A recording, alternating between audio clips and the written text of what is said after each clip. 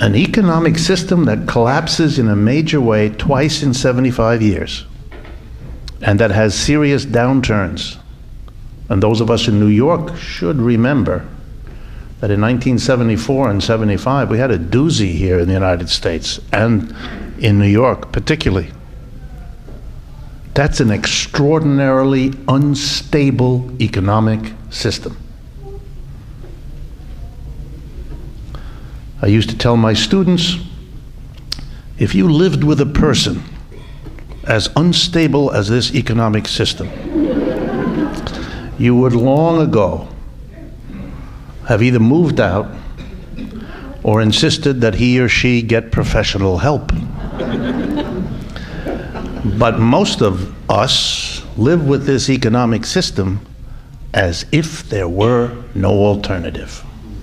So let's go and take a look at how it grew. To do this, we have to do a little bit of history, but it's worth it. The United States is a very remarkable place.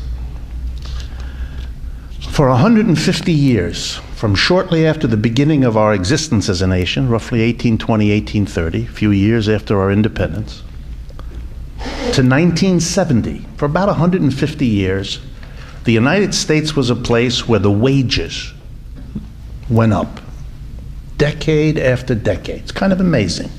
150 years, and I don't mean the wages, just the money you get, but the money adjusted for the prices you pay. So it's a real measure. It's called the real wage in economics, a measure of how much stuff people got for an average hour of work.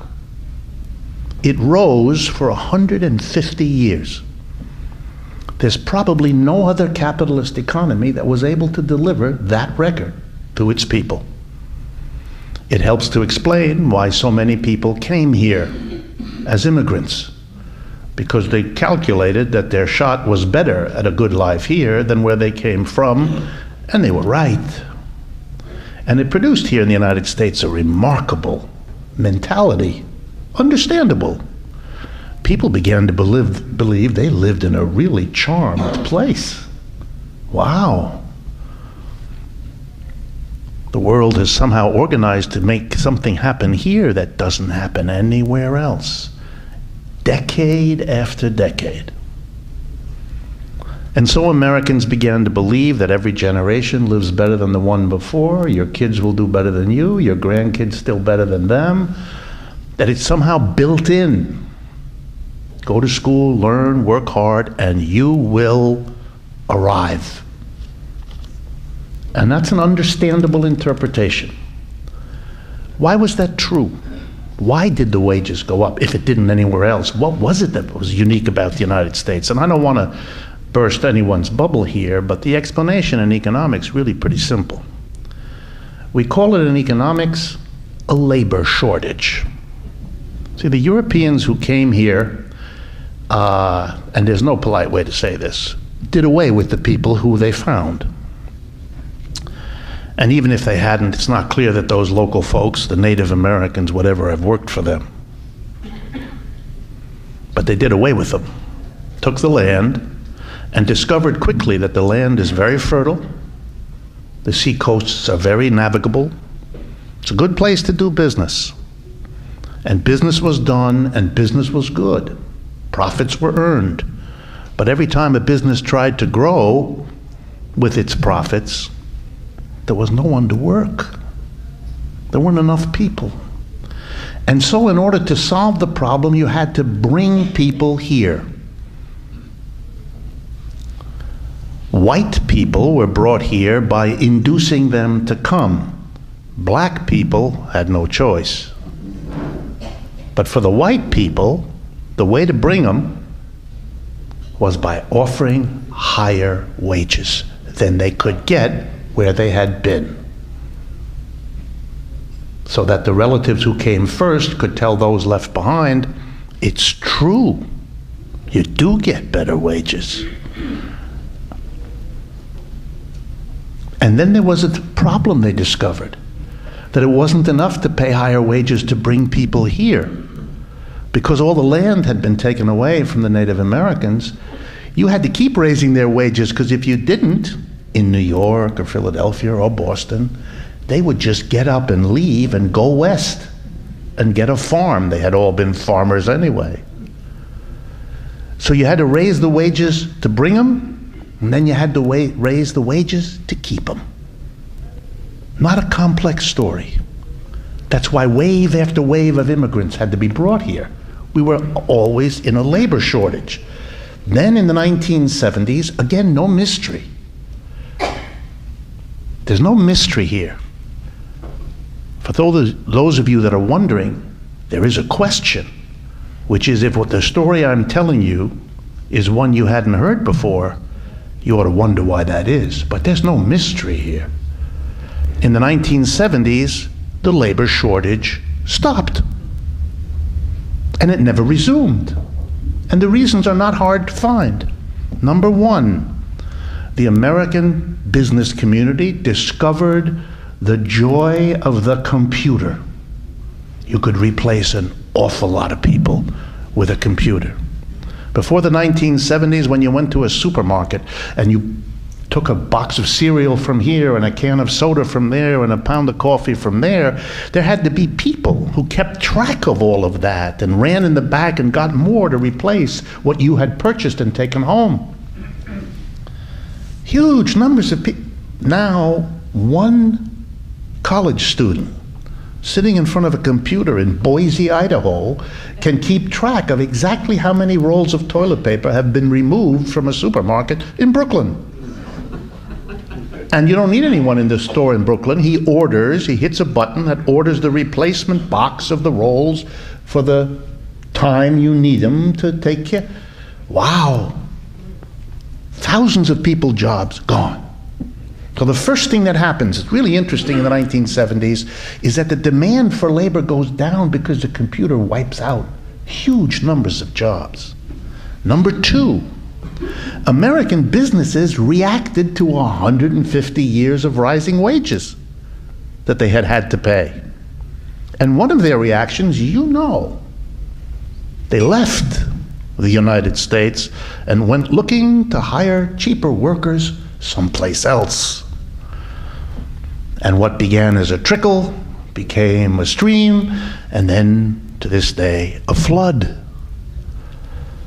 That's why every one of you, unless you're very unusual, is wearing an item of clothing, and maybe several, right now, not made here. Not made here. Companies left. Well, between the people who lost their job because they were replaced by a computer, and the people who lost their job because they were replaced by a worker in another country whose wages hadn't been going up because they didn't have a labor shortage. For example, China has a labor surplus, the opposite. The demand for workers, the demand for jobs fell down. But that's not the end of the story. At the same time in the 1970s that the demand for jobs went down, the number of people looking for jobs shot up. Two groups entered the labor market in huge numbers. First, and by far the most important, adult American women moved in a massive way because of social changes, because of the women's liberation movement, because of all kinds of things, into a new self-definition. They wanted a job out of the home, alongside the husband, earn their own money, become their own person, no longer be defined simply as homemaker, mother, housewife. Take on another job, paid labor. Millions of them began to move into the labor market. And we had a whole new wave of immigration, where before the immigration had mostly come from Europe. Starting in the 70s, the major immigration was from Latin America. Huge new groups of people entering the country, huge new groups of women entering the labor force. The combination of fewer jobs because of computers and factories leaving, and more people looking, created what? The opportunity for every employer to look at his or her workers and say, I don't have to raise wages anymore. And as they will teach you in every business school in America, if you're an employer and you don't have to raise wages, don't do it. And the employers understood. And the wages stopped rising. Here's a central statistic, perhaps the most important one I can talk to you about this evening, to remember. The wages of Americans in the 1970s stopped rising. That is, what you get adjusted for the prices you pay is the same today in 2012 that it was in 1978. No increase in real wages. Flat. Now, if I had time, and I don't, I could tell you what it must have been like in many people's minds, including yours, to be part of a country that for 150 years had come to believe something was in the cards for them. Something was built into this society. Your chance to work, your chance to do better, your chance, your chance, your chance. What happens to such a culture, ours, if it's over? It stops. Well, if I were a psychologist, I would say that causes a trauma. And the trauma is worse, as is the case with all traumas in life, if you can't talk about it, if there's no one to discuss it with, no one to commiserate with you about it. And as a nation, we didn't recognize it, we didn't talk about it, and not a single president to this date has ever gone to the American people to talk about it. So the American people tried to handle it individually. And if some of this is beginning to sound like it's a little bit the story of you and your family, good, it should. Because I really am talking about you and me. It's always a very sad thing when human beings try to solve a social problem with an individual decision. You're going to solve a social problem, you need a social movement. But Americans didn't build a social movement around this issue because they didn't see it. It wasn't discussed. So Americans did two individual things over the last 30 years. And now we're going to begin the count of the costs of this crisis and of our economy. The first thing individuals did, if you don't get more real wage per hour of labor, do more hours. And Americans began, if they had a job, take a second one. If you have a part-time job, get a full-time job.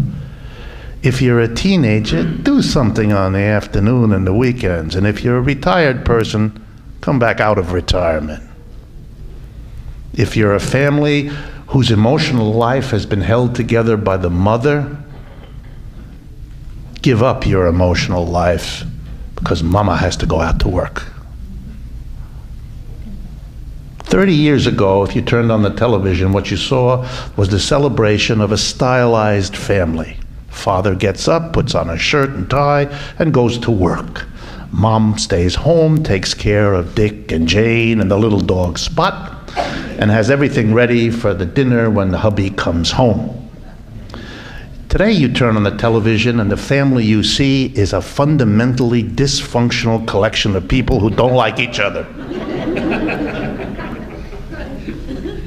The husband and wife barely cohabit and make cracks about each other's performance. The children are alienated from the parents. You know the scene. We laugh at what has happened to us because the alternative, as you know, is to cry. And we're afraid to do that. So the first reaction of the American people was to work more and more. Here's a little statistic for you that I like to tell my audiences. According to the OECD, one of the major international statistical agencies, American working people do more hours of paid labor than the working class of any other country on the face of the earth including Japan, which is often put forward as the place where people do the longest hours. We beat them.